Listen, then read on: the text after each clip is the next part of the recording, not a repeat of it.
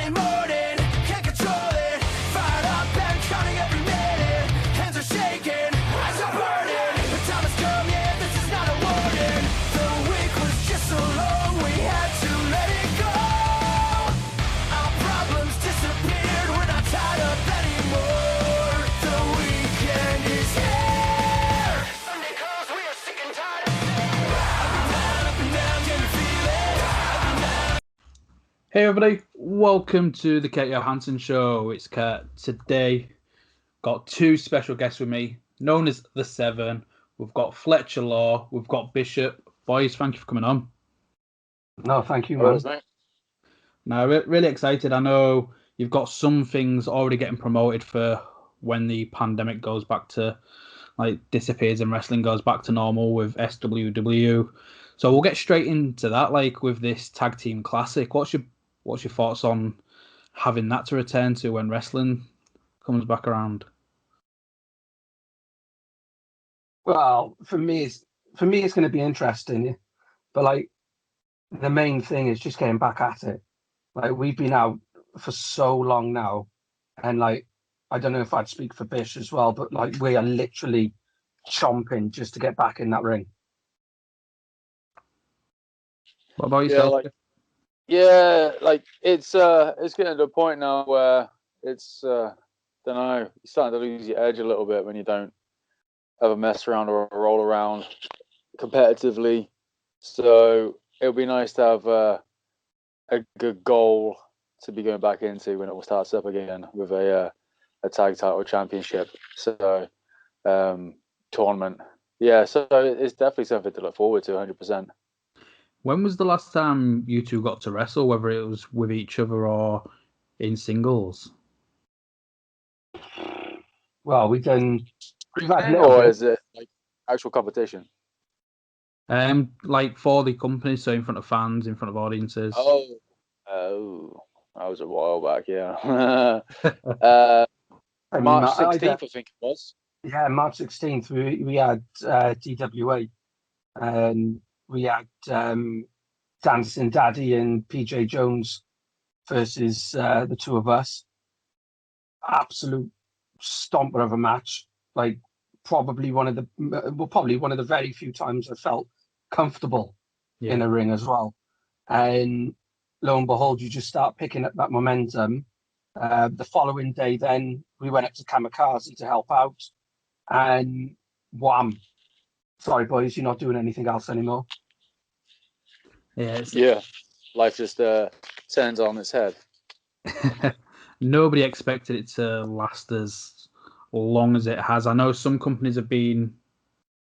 All right, let's see if we can get him back in.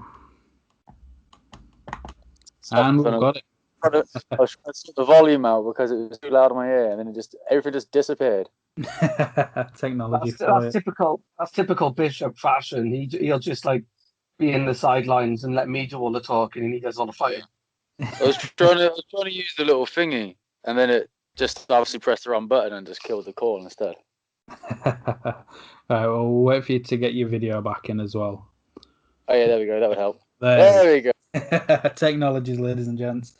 But no, I don't think I'm aficionado rather than a Skype guy, so definitely better quality video on Skype though. So yeah, I think with Skype, I found it easier with the editing. I think it comes up through a lot smoother with the templates. Not sure how I'll do it this one because it'll probably have one of you as the big guy, and then we'll just be like the tiny ones. So we'll see who it puts the spotlight on. Anyway. Yeah, I noticed that because when I was trying to get the grid view, it was just coming up with just the two of you rather than I suppose it's probably because the ratio would be completely off. But surprised it didn't just have just this slightly squished on, whatever. Fletcher always squishes up his pictures, makes himself look hencher. and like you said, we always have the big guy and the little guy, so we got the big guy and the little guy on here now. Exactly.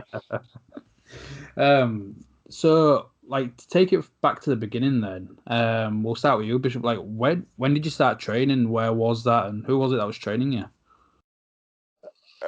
This is years ago. I'm showing my what would be tenure had I have any, but started like 2014, sort of maybe 2014, give or take. I think it was back then. Yeah, it might have actually been a bit earlier than that. Might have been towards the beginning of 2014. So it's got a better part of 7 years nearly now. Yeah. But the first year was quite sporadic because I was in between a few different jobs. Wasn't very steady. My working hours were all over the place. I was working till late. I couldn't really come to weekends all the time as well. So I don't really even count that first year as like a year's worth of training. It was probably maybe 4 months worth of training at best over the course of like 11 months. So it wasn't great, but like my training started with Dragon Pro back when it was under Mike Bird. So back when we were training, where were we training? Oh, the Share Center in Newport. That was long before Fletcher's time as well. But we were training there to begin with under Mike Bird. Like Mike Hitchman, so like Wild Boar, were coming every now and again. He was living down in London at the time. We also had Dan Jones as sort of a supporting assistant trainer, and another guy, Ian, who doesn't wrestle anymore. I can't remember his surname, so sorry, mate, if you are watching this, probably not. But yeah, he's completely left wrestling now. So, but yeah, there was that, and then trained just under Dragon Pro, and then obviously moved on the Dragon Pro timeline with who it is, and up to now, really. Yeah, like I think over the past couple of years, the Welsh wrestling scene has been growing and growing and growing, and we've just been seeing more guys coming from Wales into like the English wrestling scene. I guess like, what would you say was the best thing under like Mike Bird and obviously Wild Boar? What was you learning from both of them two? For me, like from Birdie, for example, it was like he's just got a good eye for everything. You see a lot of people in some training schools with you're going through the motions, but you're not really being taught how to wrestle. Yeah. You're also not being taught how to put a match together well. So you get a bunch of people who can do some stuff, and they'll put stuff in places where they think it kind of works, but they don't understand how to structure a good, entertaining match. And those are the sort of things you learn from Birdie, and then going onwards with Hitch as well. Hitch has a different style compared to Bird, and they're all technically sound, but then you get different things out of both. But they used to tag together as well for a period of time, and they've known each other for years. But yeah, it's definitely like an aggressive style, sort of that. It's not like necessarily has to be a hard hitting style, but it's the aggressiveness in what you do. So you can still be like a high flyer, but they'll get that aggressiveness out of you. They'll get out of you how to structure your match the best way for it to make sense from start to finish as best you can, rather than just being, here's the wrist lock for the sake of wrist lock, here's a suplex for the sake of a suplex.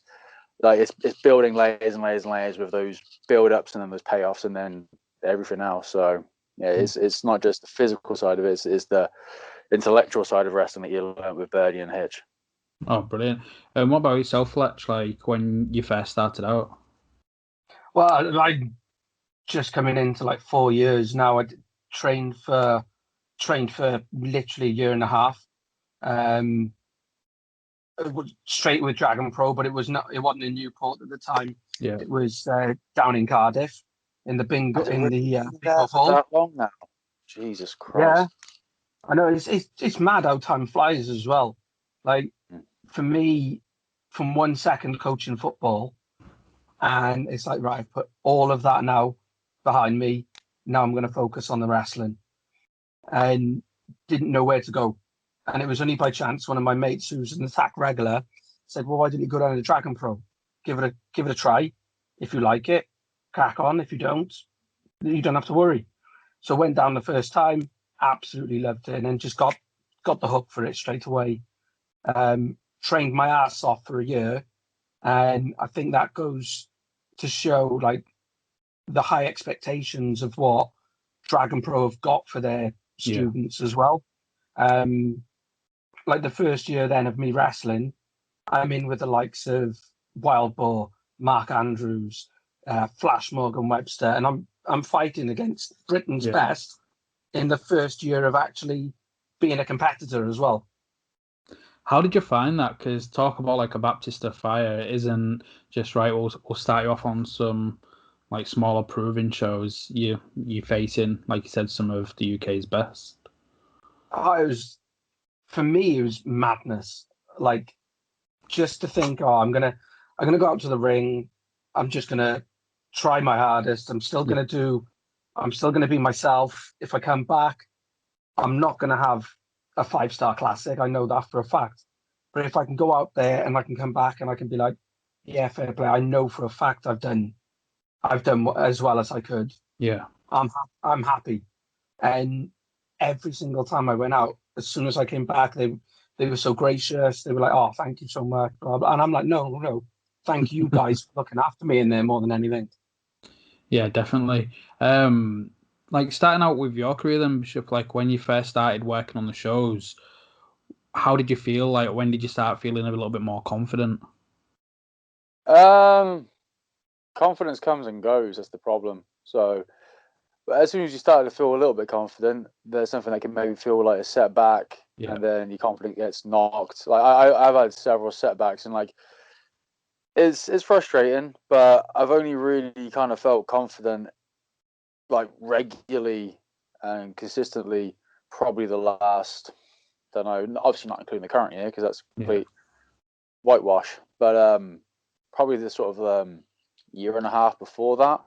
Yeah. And I mean, I'll be doing like, if you ignore the last year, I mean, I've been wrestling 6 years, we'll say, from start of training till pretty much till now. Again, first year training was a bit on the fence about consistency, but so I mean, 6 years worth, and it was only like the last year and a half before that I actually felt consistently confident in my abilities. So it kind of tied in with when I started looking introspectively at what I was doing, and it was like, well, I need to really.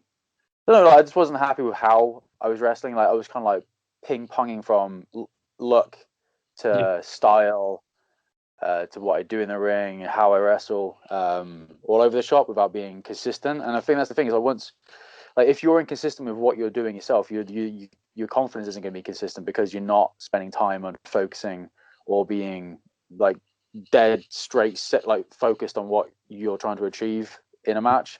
Yeah. And as soon as I was kind of figured out what I really wanted to do with wrestling, like how I wanted to wrestle and stuff, that's when I started getting a bit more confident, and then it's just developed over time now. And like, I started doing jiu-jitsu around about the same time as well, and if anything, that's helped me be a lot more confident in general sort of aggressiveness, because that's the thing, it's like a lot of people who do pro wrestling don't have, I mean, there are exceptions, but you don't have a lot of people who come from any kind of genuine combat sport background. Yeah. So they don't have that innate level of aggression they can draw on.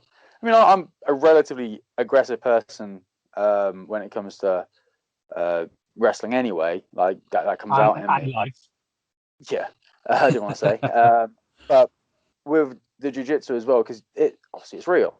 So you've really got to make sure that you're defending or you're attacking and you're finishing, and that it is aggressive, and that helped me, if anything, focus. Obviously, then you draw it back. It's like pulling a punch, but it helped me kind of more in a real life like situation apply that aggressiveness to then be able to dial it back in a safe manner for wrestling as well.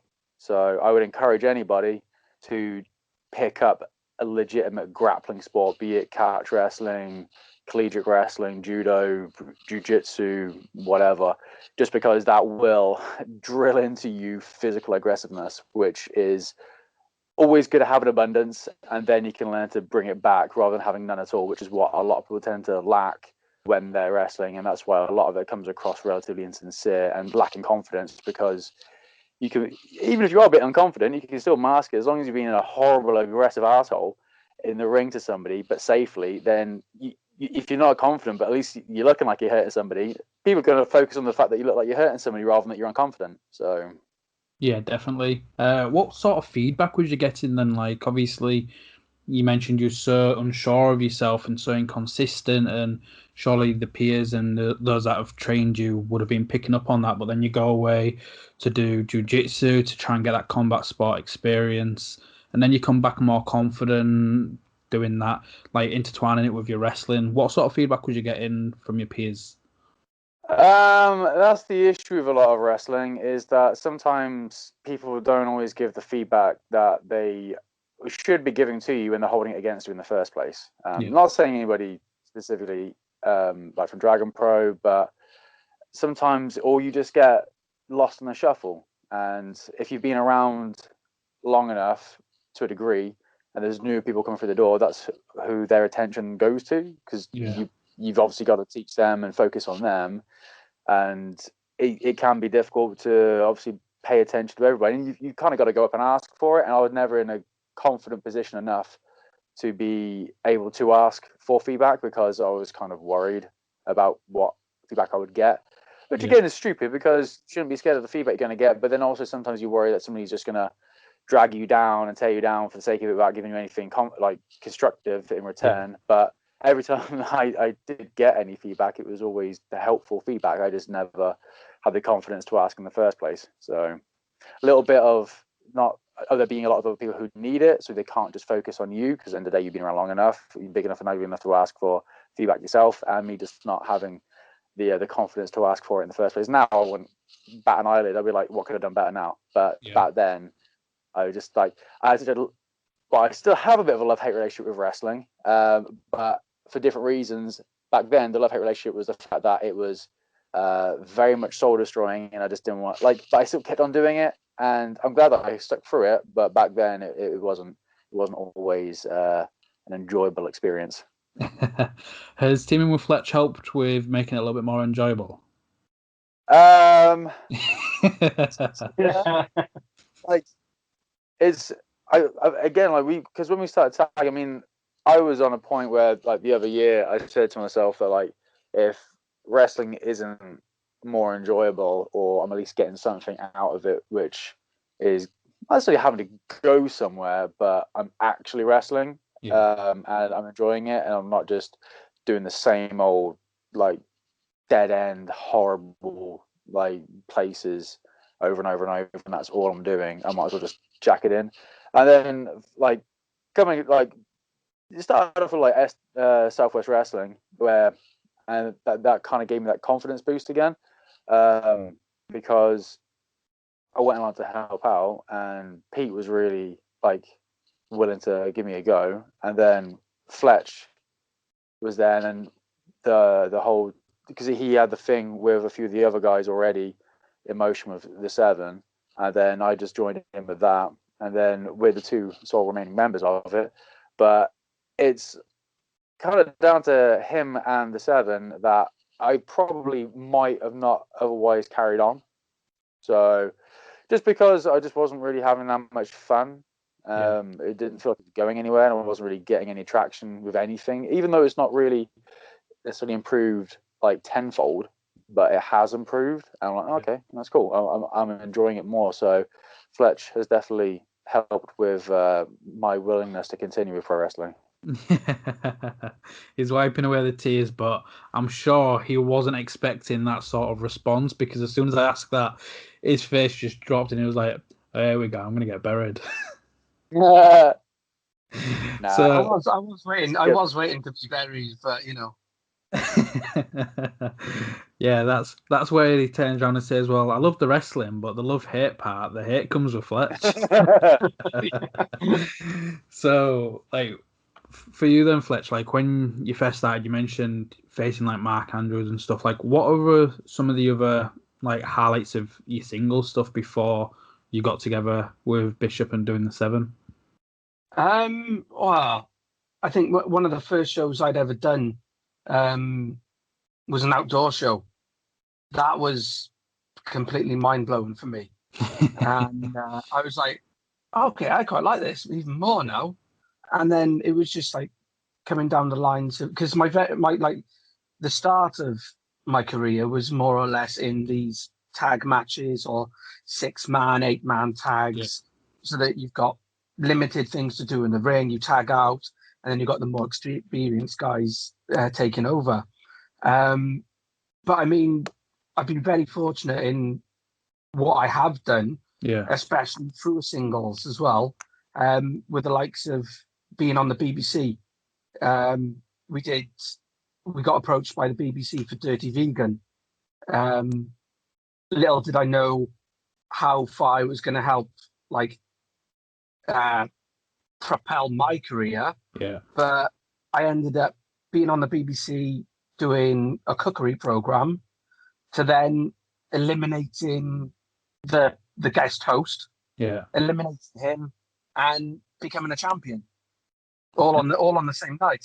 And the one thing that I always laugh about as well is, like, when you watch Dirty Vegan back, it actually looks like our match is the main event. Yeah.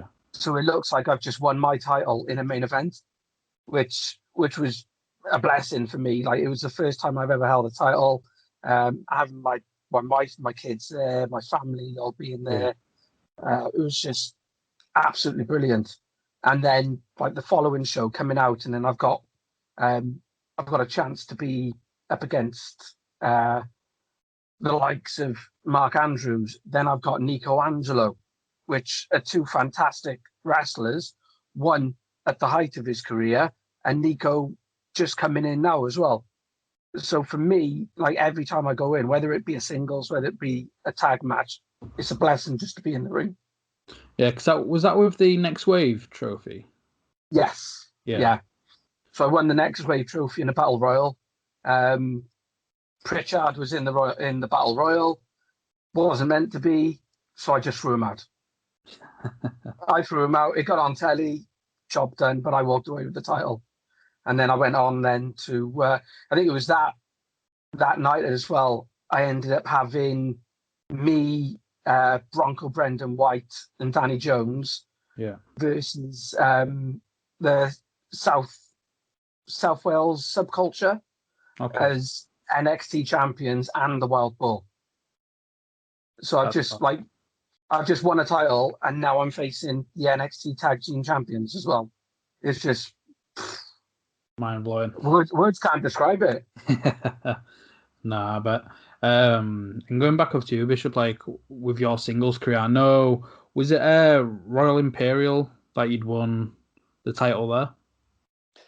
Yeah, I was heavyweight champion there. That was one of those places which was the same soul destroying rinse and repeat places. But yeah, I was the heavyweight title holder, heavyweight champion there for, I think, just under a year, something like that. I mean, we had regular shows. I had quite a few decent guys go against during that time as well, thankfully. Yeah, that was all right. Yeah, I had a few matches against sort of notable names. Martin Kirby, Rene Dupree. One that might not sit well with everybody, but Bram as well. Yeah. A few of the other local guys who were better than the regular Royal Imperial crop, like Martin Grant, Oliver Satchwell, who he dropped. I think how it went is that he was the heavyweight champ. I think he wasn't able to come to a bunch of shows or something, so they were like, "Oh, okay, we're gonna have to drop the belt or something." Then it was then I had like a match for it. It was like some battle royal. The last two stay on, whoever, and then goes into a regular one form match. Got that, and then a bunch of things. Can't remember. Oh yeah, then I lost it to a chap called Danny Owens. Yeah, Danny Owens. Yeah. So yeah, that was an alright run. I had some decent enough matches out of that. Probably not the highlight of my career so far at that point. But no, it had its moments. Now, I think still like some of the opponents you mentioned, especially still relatively young in your career, to face the likes of Bram, Martin Kirby, Rene Dupree, people that have been there and done it all with vast different companies. Surely that is a good feeling for you, even though... Yeah, definitely. Yeah, it's because obviously like being put in that position to be trusted to put on a match with those guys, because those guys can, and rightfully so, be picky with who they want to wrestle with. Yeah. And they could have also just turned around and said, no, we're not doing that. And just, if they wanted to have an easy night, they could have had a complete easy night. But they trusted me, especially like Bram and Martin as well, to do more than what they really needed to do in front of a crowd like that. So, yeah, like respected them as well for the fact that they gave me the opportunity to put on a bit more of a show rather than just your run of the mill, like sort of small family type match. Yeah. So when like with SWW, the Sevens getting together, like how did that feel for you both? Did you work closely together before that, or? Oh, really? No. I mean, obviously, like I knew Fletch, we trained together, but I at that point, bearing in mind that before the pandemic started, so back March last year, at that point, I hadn't been on a Dragon Pro show in over 2 years. So, and that was all during the time that Fletch had been wrestling. I don't think I had been on a single show that Fletch was on. Okay. So, or maybe. I think you might have done. I think you had the match with Bird. Yeah, were you on that show? No, I wasn't on that show. I think that was the last show that I was helping out on, and then I was put on the following Thursday Night Throws. Yeah, there we go. Literally, like the show that I was on last was the show before Fletch started, and then hadn't crossed paths at all. And then obviously Fletch was still trying to, as anybody does, trying to get more outside of your home promotion. Yeah, and that's where we started interacting with each other. And I was the most experienced one out of our group of people as well. Like when the Seven was a bit more in number, it was who was it? It was us two. We had Tambus. It was like 5 of us at one stage. Yeah, and Amina. So, and I was the most experienced one out of the lot of us, which proved a little bit challenging at times, but it was still enjoyable nevertheless. Trying to rein Fletch in with his gimmick, and then trying to get Tumbus to get his head in the game as well sometimes. But no, it was bad by any stretch of the imagination. It's just obviously when people are still new and inexperienced, then obviously the more inexperienced pieces you have, the more you really have to try and focus on getting things nice and straight. So, but no, that's when it all kind of started. Really was SWW acronyms, Southwest Wrestling. I always find it so difficult to say it because I think I always try and say like SWS or something. That's like no, it's not that. It's SWW. I always say SSW for some reason, but I'm sure that's like the name of like a furniture store or something. So you mentioned you had to rein in his gimmick. What was he doing that was so extravagant? Very it's just placement. That was the main thing. Fletch has a little bit of an issue, maybe the odd time with a placement of when he can get his shtick over, which his shtick is fine. It's just finding the right moments and time to get the shtick over. So, but that's it. Again, but that's the thing. Really nobody listens to this now and then starts thinking, what's he on about with his shtick? Stop talking about his shtick. Well, Fletch, tell us all about this extravagant stick. Yeah, it's just like that's the same with it's a learning curve of everybody in any kind of performance with wrestling or whatever, is knowing where and when to put what in a match to make it make sense, and so it doesn't sort of interrupt the match. And again, what he didn't interfere with the match. What anybody do with what we're doing interfere with the match. It's just learning the best way to apply. It's like I'm starting to learn how to draw for just complete hobbyist reasons. Yeah. But it's like learning best where to start drawing your line work or whatever, or how to form shapes. As more experience you get, the better is you know where to start and how to draw and how to connect things. The same with anything. It's just an experience and learning curve. But yeah, I mean, it's all stuff that works. It's just getting it in the right place so that you don't end up around and we have to chop off fest in the middle of heats. Right. Okay. That was one time. That was one time, yeah. Tell the story. Oh no, it was just one of the first times me and Bish were down there with DWA. The UK Dominator has got a name for himself for chops, and I was like, "Well, you got a name for yourself, and you've just gone around saying to everybody that nobody can chop properly. Let's put it in. Let's just have it." So I thought, right, sod it. We started going chop, chop, chop, chop, chop, and then we went backstage afterwards. You went, "Fair play, you Welsh boys can chop." I was like, "Wow." I said, "There you go for improvement then." But like that was another one of the times that we actually got to tag together properly in another promotion.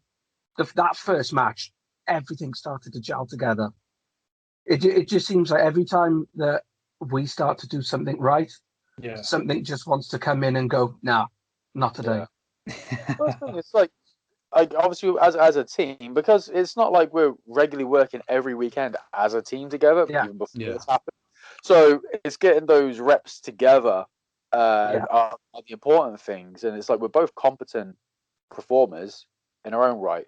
This is obviously when you start teaming together and getting things to gel together, that's another challenge in itself. Yeah. But you need to not necessarily practice, but you need that repetition to be able to figure out what works and how you work with each other. And the more matches we were having, the better it became. So it's just a shame that when we were starting to get a little bit of a roll with how comfortable we are working together, that we had COVID come along and just completely screw everything up. But it screwed everything up for everybody. So it's not like we're the only ones. We can't be too aggrieved. I mean, we're in a much better position than a lot of people are with how it is. So again, that's a silver lining that yes, it's bad, but it could definitely be worse. So sort of thank our lucky stars sort of thing, really, isn't it? Because wrestling on a whole is on a back foot. It's not just us. Wrestling as a whole. So nobody's getting further along than we are right now, because nobody can get any further along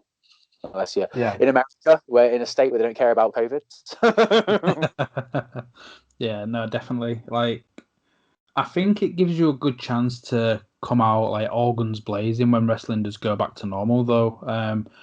I know you've been doing like a few different shows. Like, hopefully these podcasts may help you, because I think the wrestling scene, especially here in the UK, whether it's COVID or people retire. I know Martin Kirby announced his retirement just before COVID, and all the speaking out movement, which has got rid of a lot of people in wrestling. And then some people that I've just thought during this, actually, I don't think I'm going to go back, which there's a few that were regulars on shows, especially here in the north of England, that unsure if they want to return to wrestling after doing it for well over a decade. So I think it gives you a chance to come back and really show everybody who the Seven is. And I think that's where the Tag Team Classic, SWW, are doing really well promoting that and promoting the Heavyweight Classic that they've got going on. And there's a lot of people with points to prove, especially with like your opponents. You against is it Billington Bulldogs? Bulldogs, yeah. Yeah. So, Fletcher, if you was having to describe, you never know. You never know what's going to happen. So. Fingers crossed it does go ahead. But now, Fletcher, if you was having to describe like yourself and Bishop's style and like your persona and what the Seven is, what is that? So basically, the Seven arrived as a bit of a cult. It was kind of me when I first started at Dragon Pro, and we're basically like, it's all derived around the 7 deadly sins.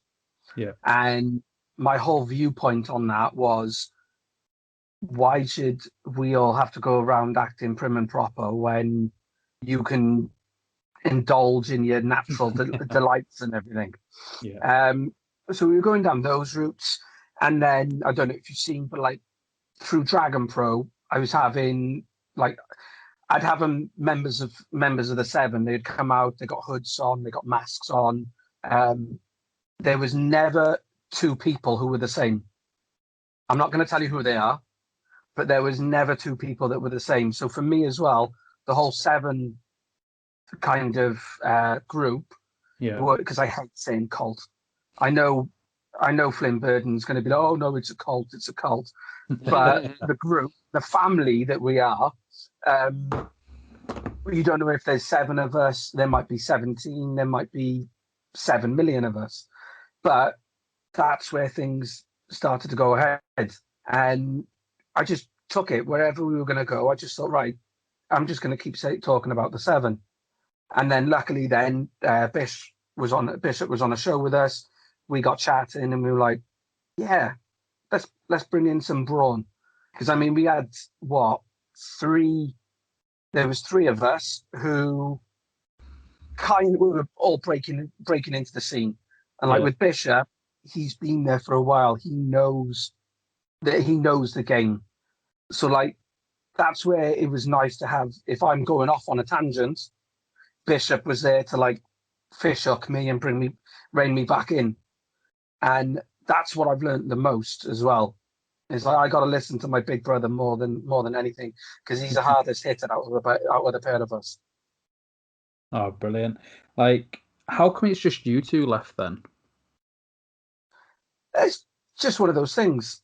It was more or less like we started off as a trio. Yeah. Then we went into a bit of a quartet. From that quartet, then there was the one guy who we just thought he was a bit of a dead weight. Got rid of him. Chris Tumbus, who's now tag team partners with Elliot Hightower, they went off to do their own thing, and it just left me, Bish, and then by that time, Armina Lily. Yeah. Me and Bishop weren't around. Armina Lily went off and done her own thing in the women's division. Like, we don't hold any grudges about, well, apart from maybe one, but we don't hold any grudges with anybody who's gone off and done their own thing and become successful of it. Yeah. But now it's come to the point that even though there's more people behind the scenes than what anybody thinks, we're the two who have now got the biggest point to prove. Oh, no, brilliant. So I know you went on to becoming the SWW Tag Team Champions as well. So how does that feel for both of you? Like, it seems like, again, your love-hate relationship for wrestling, and you was fed up of working the same places over and over. You're now going to SWW and becoming tag champs with Fletch. How did you feel with that?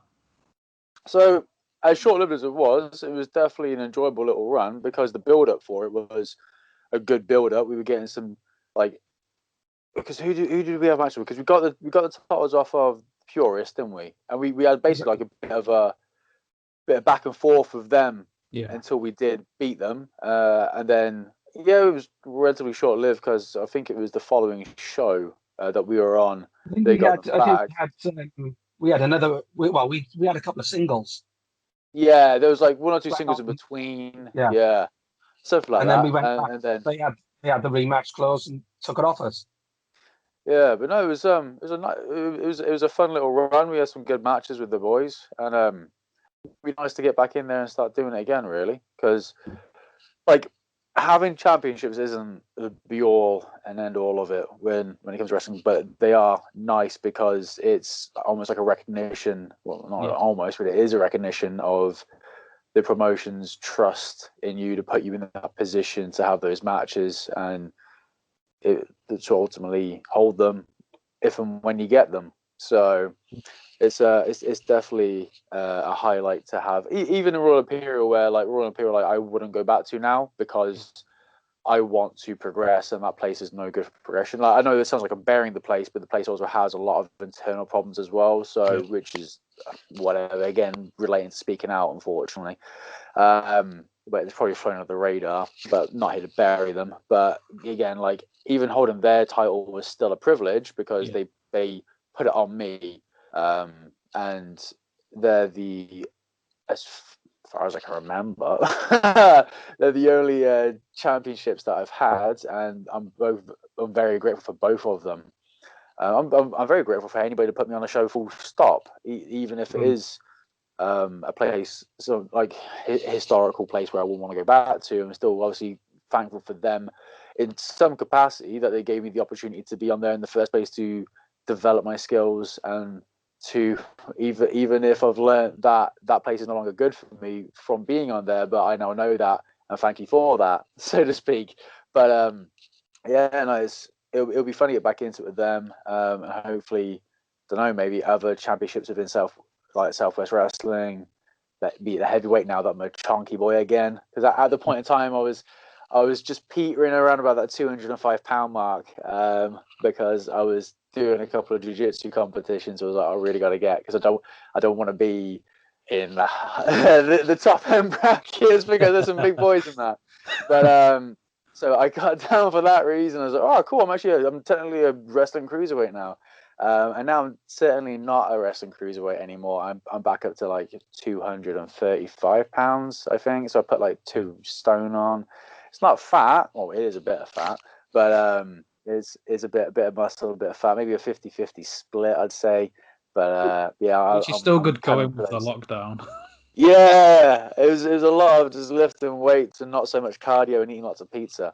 But I'm definitely hoping to come for that heavyweight title down at Southwest, or even the Brit Rest Pro Cup, whatever I think it's called, which is the more classical British wrestling type thing. I mean, I'm a grappler as well at heart. I might not look like one, but I can definitely rip an arm off, or rip a leg off, or crank a neck, or break a spine when needed. So I got that in my back pocket. Just because I like to punch people doesn't mean I don't like to make them snap limbs as well. So, well, it seems like you've got a few different goals with SWW, and again, we mentioned that you're going to be facing Billington Bulldogs, and if you progress with that one, there is a chance you'll be facing the Purists, which would make a lot of sense in terms of your history and your storyline with them. Would you say they're your favourite opponent you've faced as a tag team? Or if not, who would that be? No, I think it's hard to like form an opinion on that. I think it's because of like the lack of teams we have faced, like cohesive teams, for example. Because it's a little hard to say, like, because the Purists, again, they were still relatively new as a team when we started working with them as well. I think, and most of our places, again, like when we've wrestled other places against other teams, again, they've either been not well established per se as a team, not like an actual tag, or it's so I would say, but like definitely had the best set of matches with them. I would say it was the most enjoyable block. I think it's a little hard to say they'd be like the favorite opponents, but the story we told with them was definitely the best one we did regarding tags. Yeah. And what?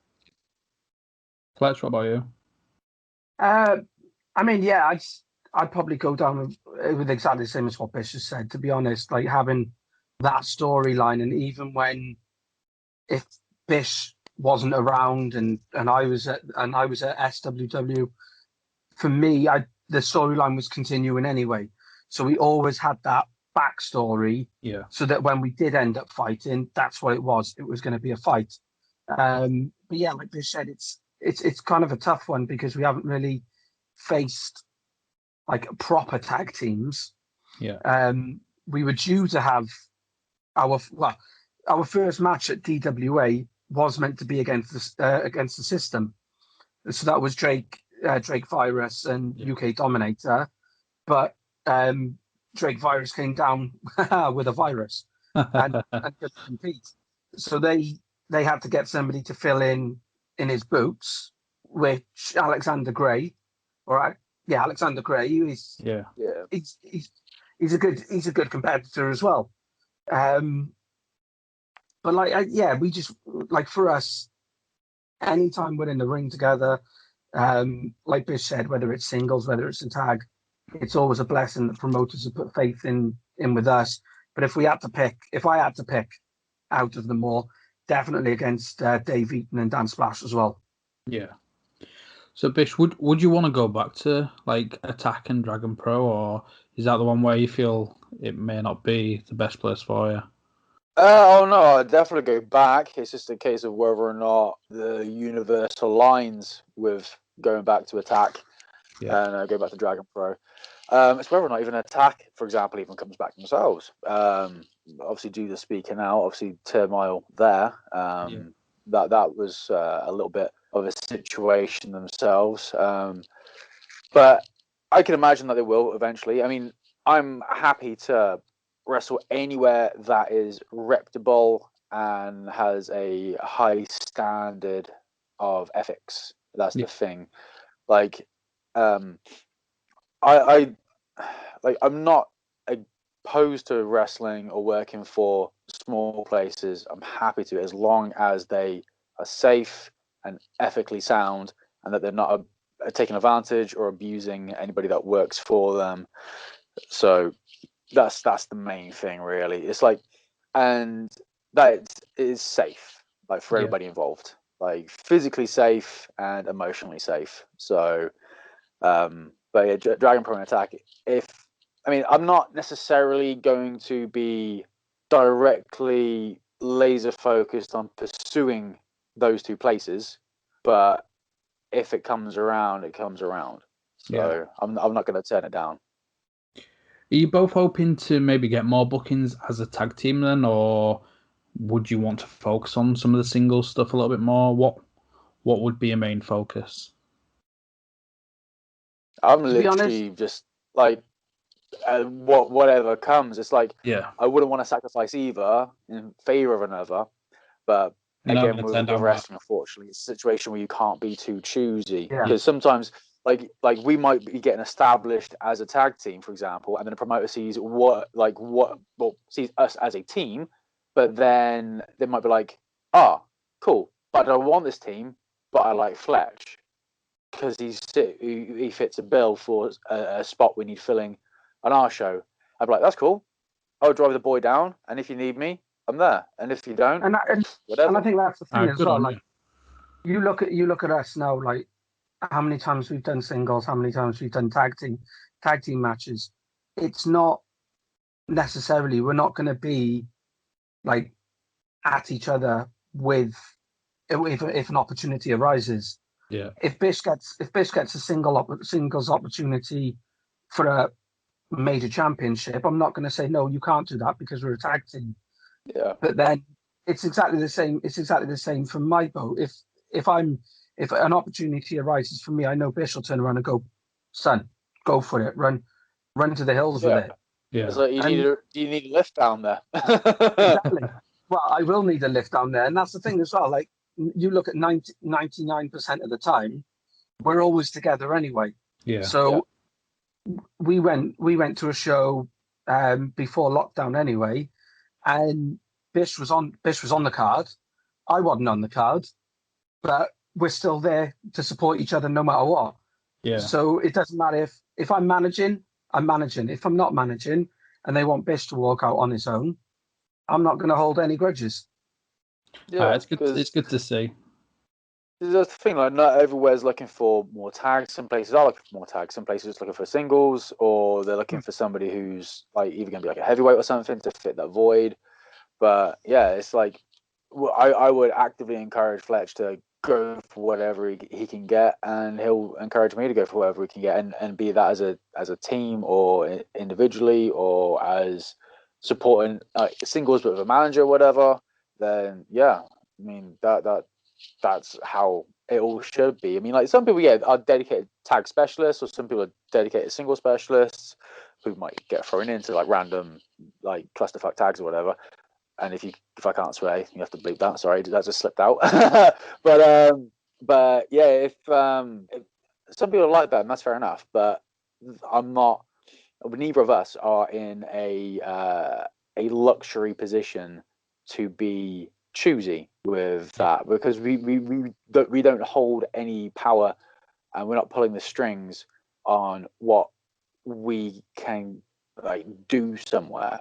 Like, we're literally, And I mean that comes eventually at times, but that's depending on how you develop your working relationship with promoters and stuff. Like you can't just go in and be like, yeah, I'm only doing singles matches. Don't ever put me in a tag. If you're sat in like a diva and you haven't got any clout behind you, I mean, you should be doing that in the first place, in my opinion. Yeah. Because it's really down to the promoter how they want to use you. They're paying your wage and however they want to bill you. Yeah, you can suggest things. You can try and help them along the way, but you should never really be completely 100% like demanding, because you're just going to get a bad rep for yourself in the first place. You're there to do a job that they want, and I'm happy enough to do whatever it is that a promoter wants, as long as like everybody's happy and safe and it makes sense. I mean, sometimes you kind of have to give some promoters or bookers a little bit of a helping hand, but as long as you're not taking the reins to a point where like you go into business for yourself, then that's how it all should be. Everything kind of balances out.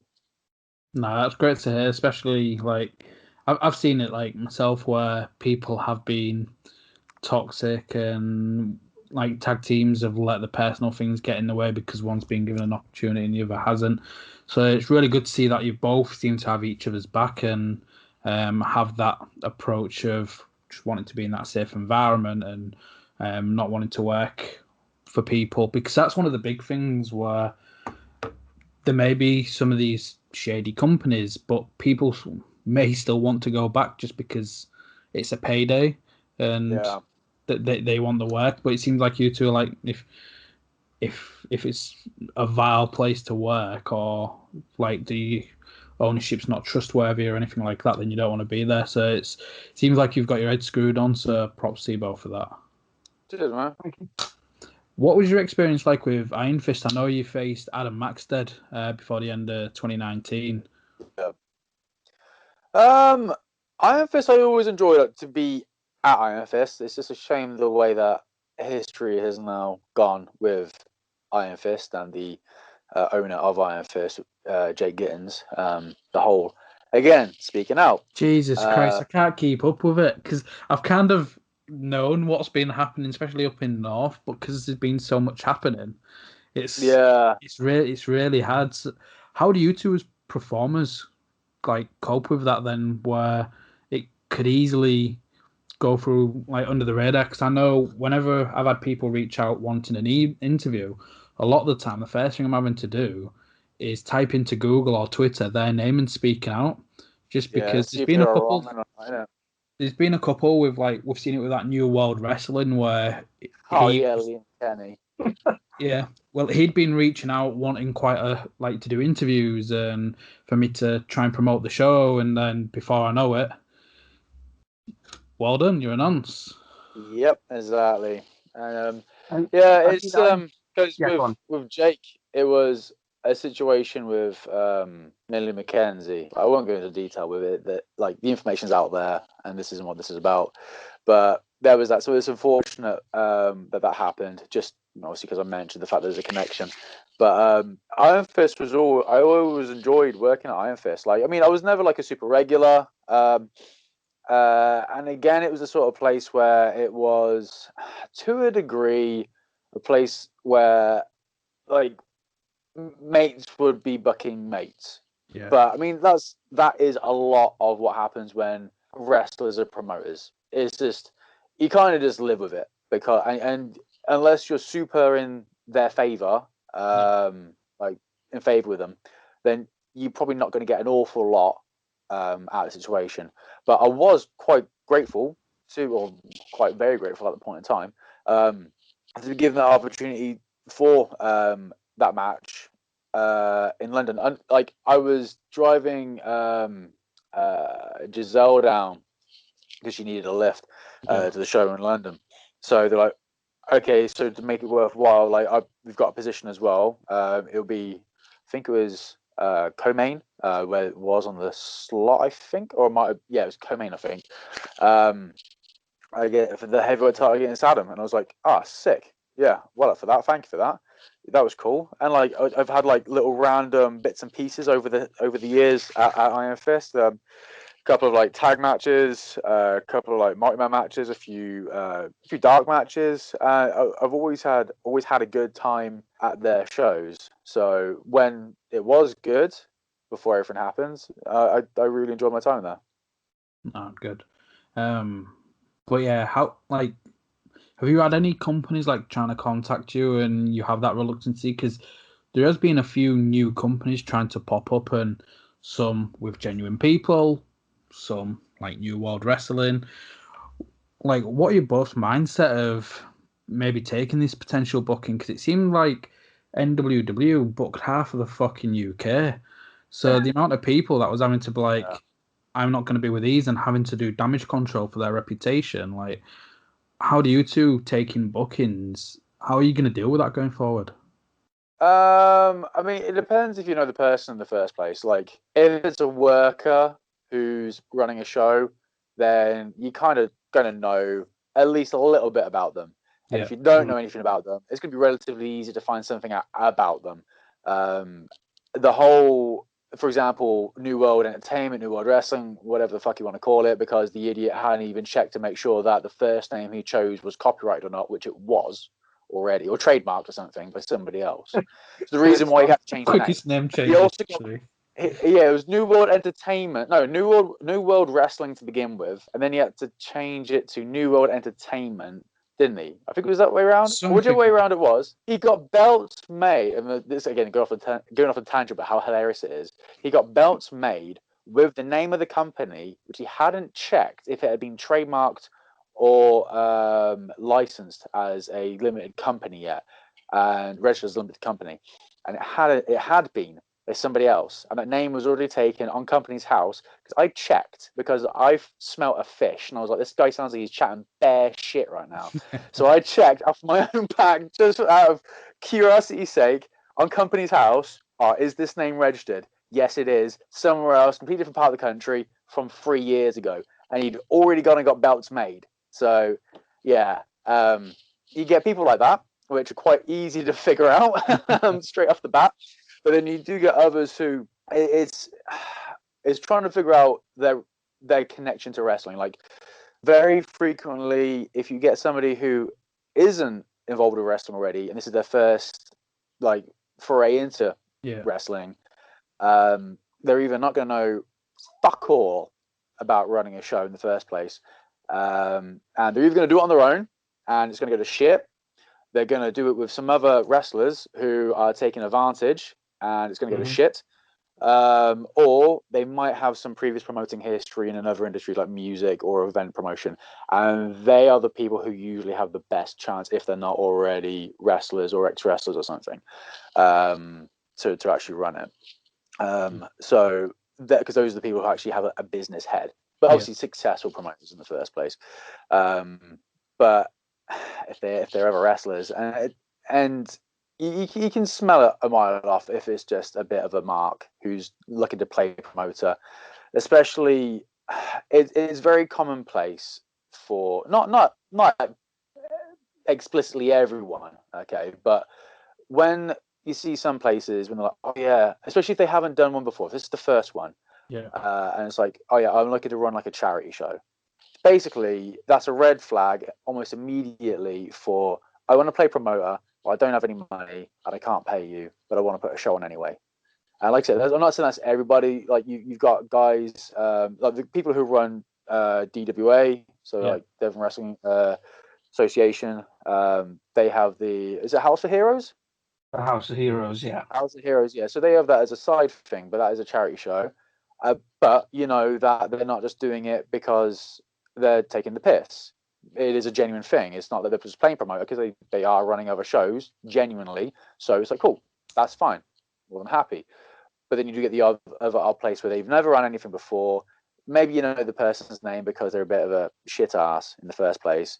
And you're like, no, I'm not touching that with a barge pole.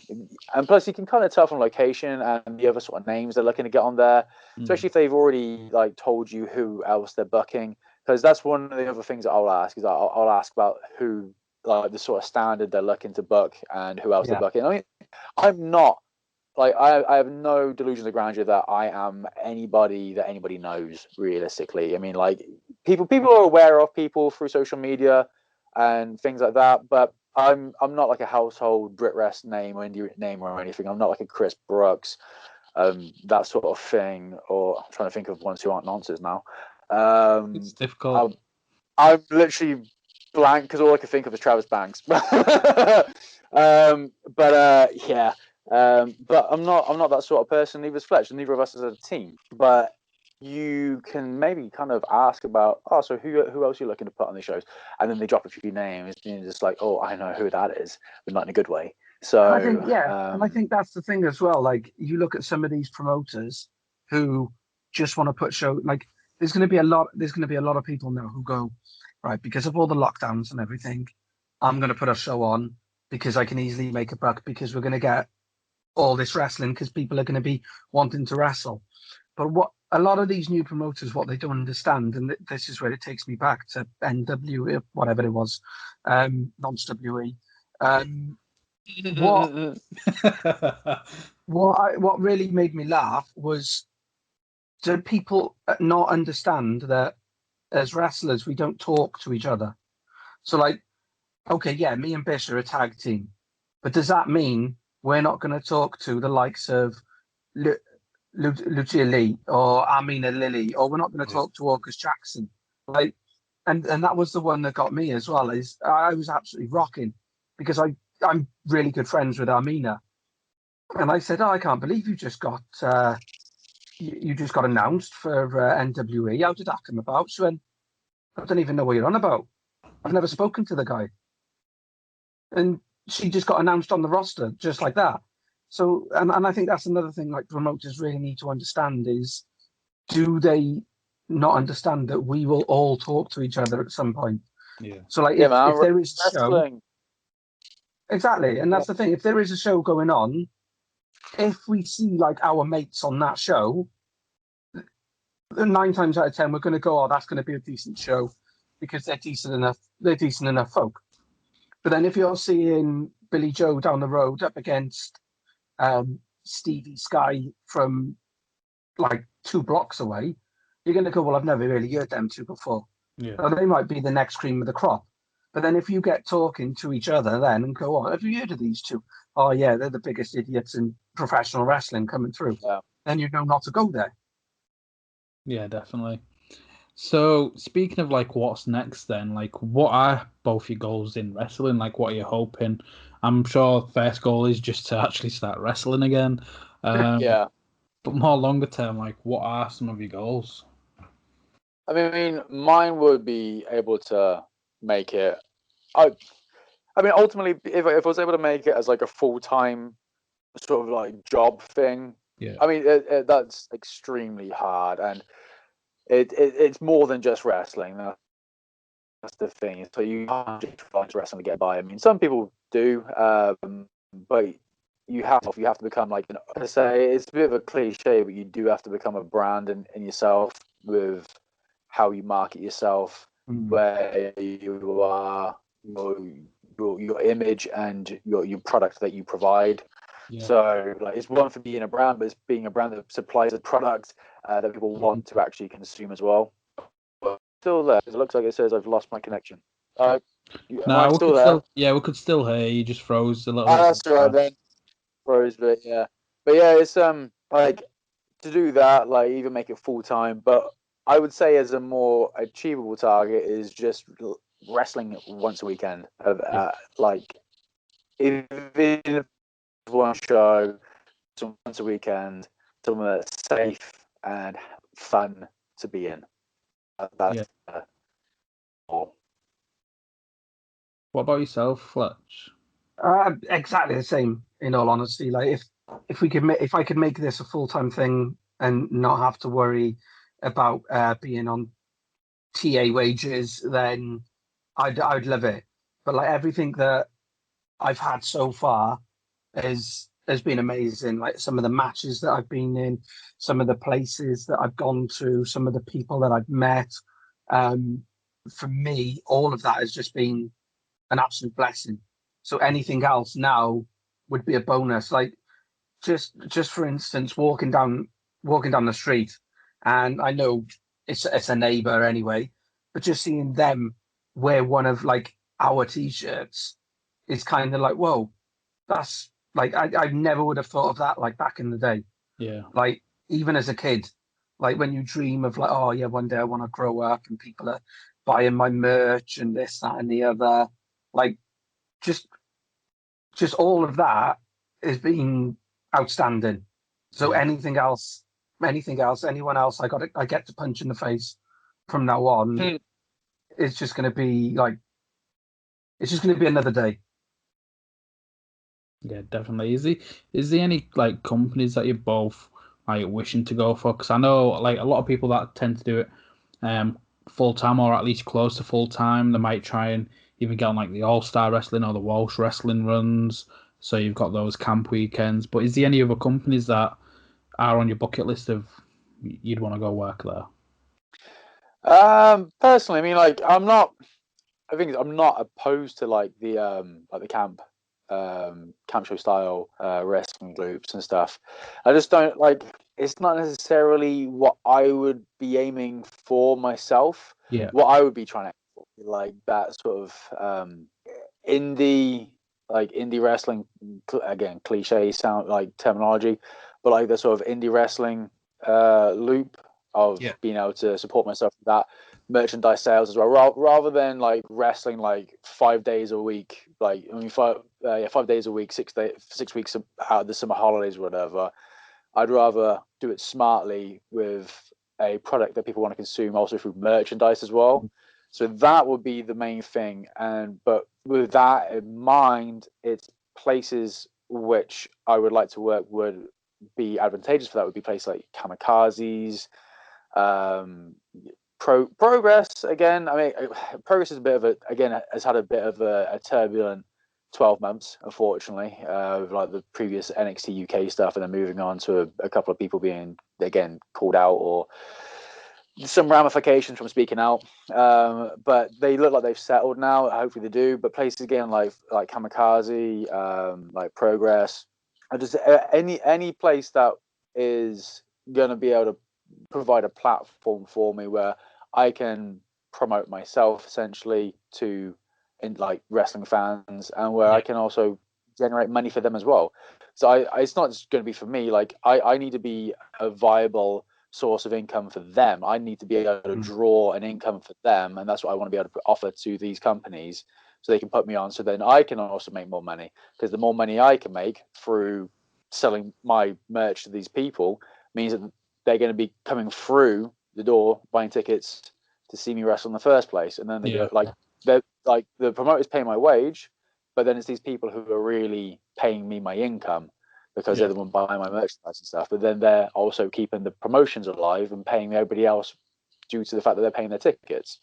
So if I can be that person that can help draw in for like the Kamikazes, I mean, places like Exist as well in South Wales and Swansea, like check them out. Like they're really good. Like one of the only other, I mean, Welsh wrestling's getting a lot better. I mean, not the company. I mean, they're doing their thing. I mean, this Welsh wrestling scene, South Wales wrestling scene, because there's some stuff up north, but the South Wales stuff is starting to pick up. We've got Slam Masters, Vertigo is and isn't. I'm not too sure what's going on with Vertigo.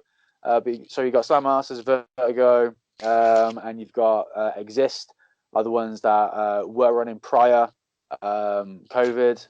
There's Pro Wrestling Carnage, which has just started up, and I'm not too sure what's going on with that at the moment, but they're going to be looking to start up soon after, whenever things go back to normal. So all those places I want to go back to, but places I want to get to is this literally anywhere and everywhere, anywhere that's reputable and has a good ethical standing, and they took a good standing with like speaking out as well, because that's kind of like the proven point, like Wrestle Island or like places like that, just anywhere and everywhere. Like mine's gone blank with places, but literally I want to work everywhere and anywhere that's got a good rep, has a good crack, has a good product.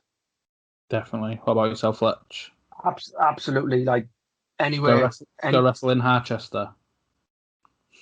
Well, you know, as long as I can wear my shirt, as long as I can wear my purple shirt, then I'll be happy. But yeah, I'd love to wrestle anywhere. Definitely the likes of like Kamikaze and Reach are two that I'd love for myself and Bishop to go down to, whether it be as a tag or a singles. And then like if we were to push like further afield as well, I'd love to go over to Riot and Rage over in Spain. Yeah. Because I know, like with Carlos Vega over there, he's a really good lad. I've kept in contact with Carlos since he was coming over and training with us. So that fingers crossed we could get some links into going over there. Pro wrestling in Italy as well. I'd love to go down. I'd love to do something abroad. Yeah. Before anything like this happens again. But I mean, yeah, anywhere that's safe, they've got that good ethical value to them.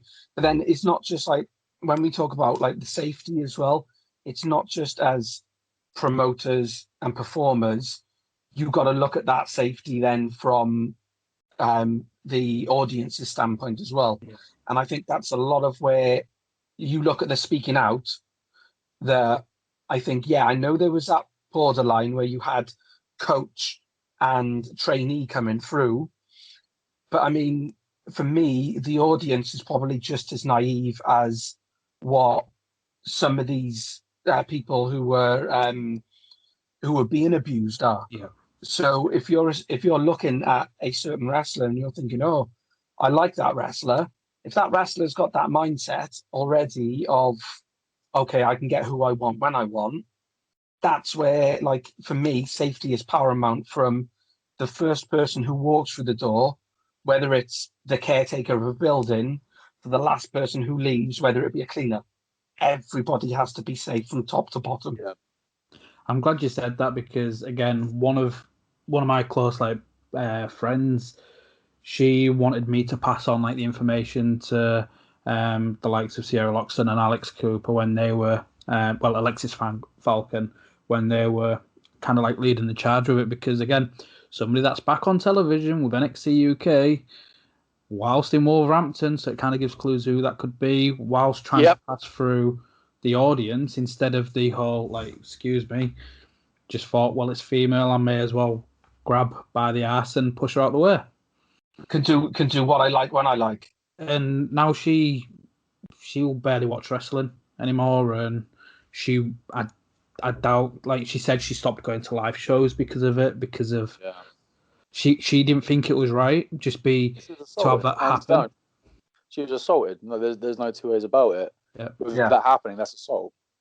And Exactly. I mean, it's sickening as well, because like where I work in a school, and like we work with like Bish knows about like the school that I'm in and the environment that I'm in, and we work closely with probably the most vulnerable girls in the whole of South Wales. Yeah.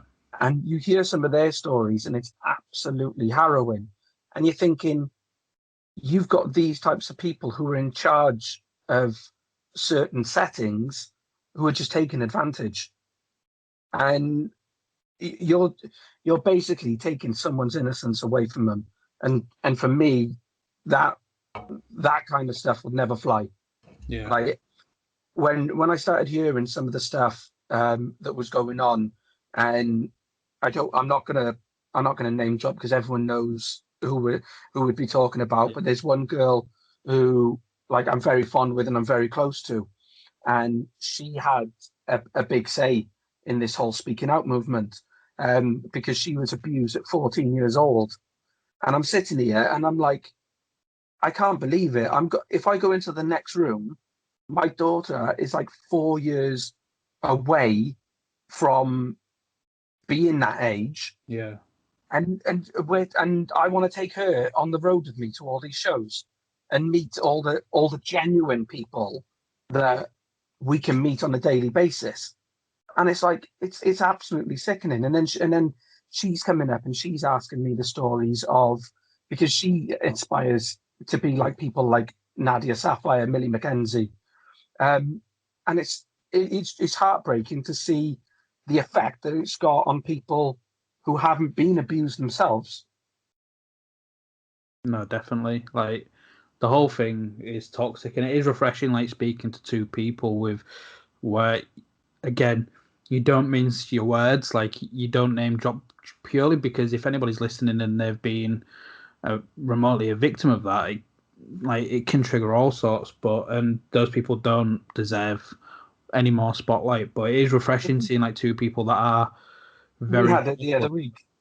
I wanted to put a video out the other week, and I spoke to someone and I said, look, I don't want to put this video out because there's a certain person involved, and I know that you're going to like the video and you're going to want to promote the video because of, as friends and as close as we are, this is what we do to help each other promote each other's products.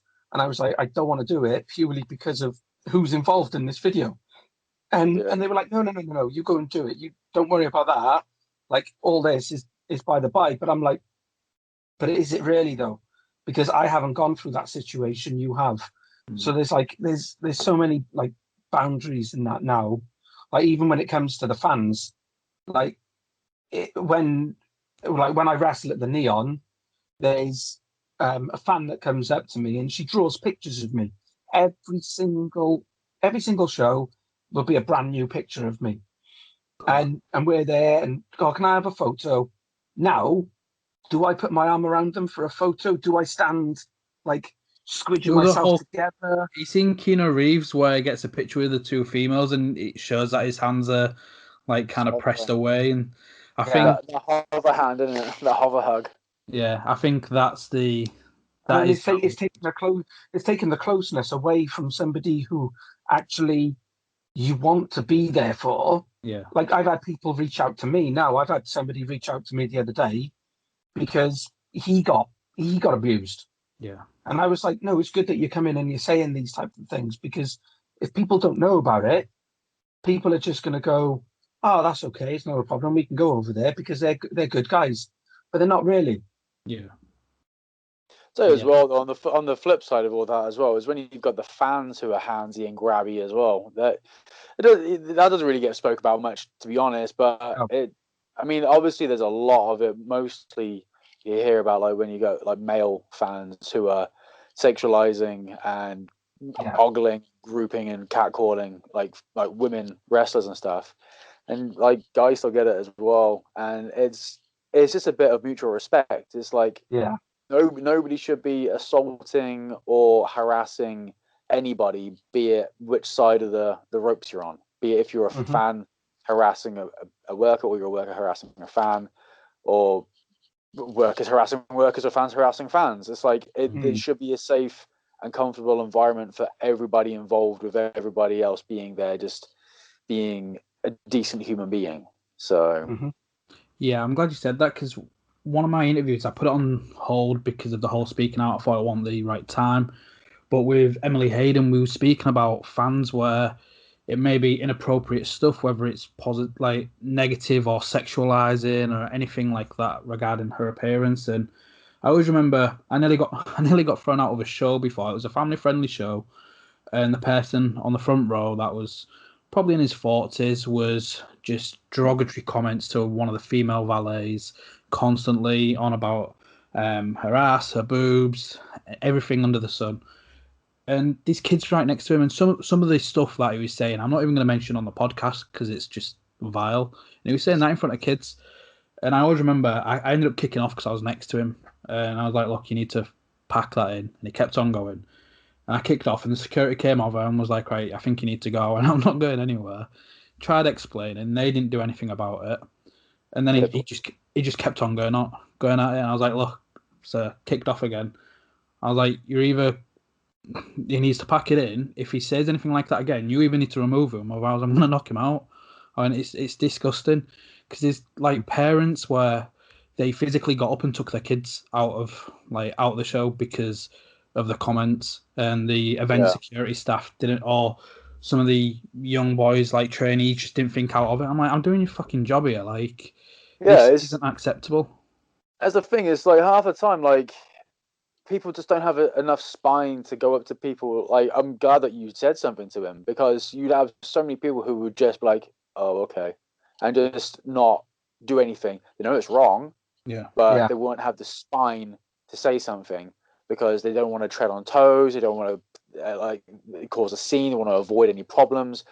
But then that reminds me of a time when I was helping out at Good Wrestling in Milton Keynes, and it's an adult show, so it's an 18+ show and stuff.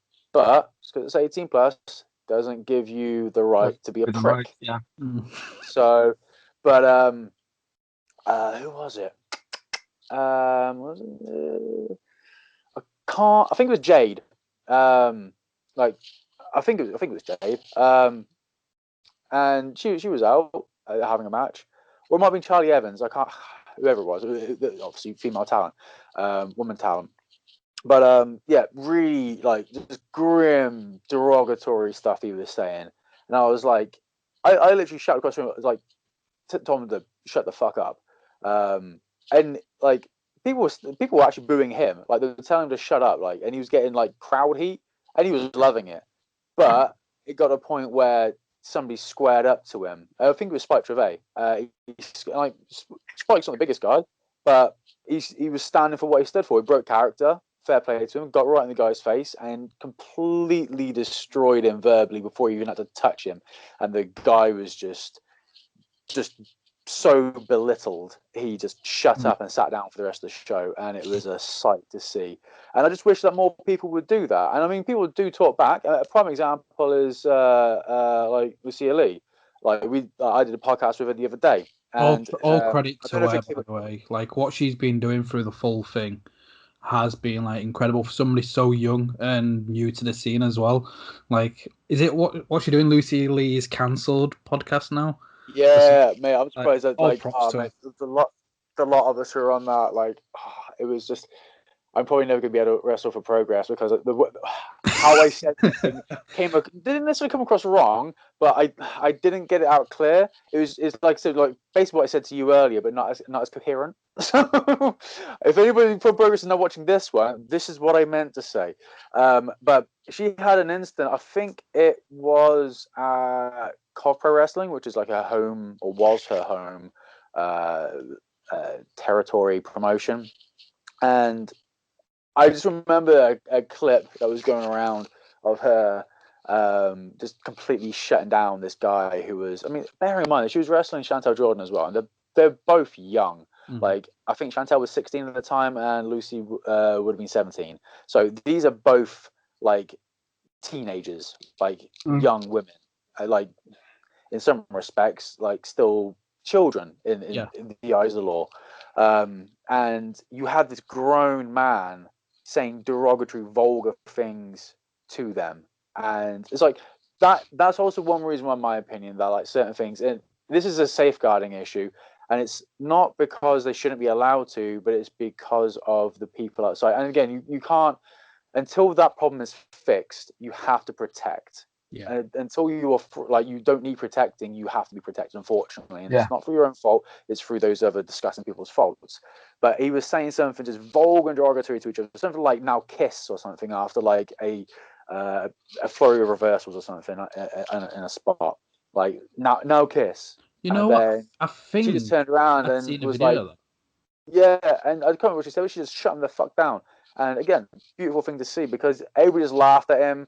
He was made like that small, and again, shut up for the rest of the show then.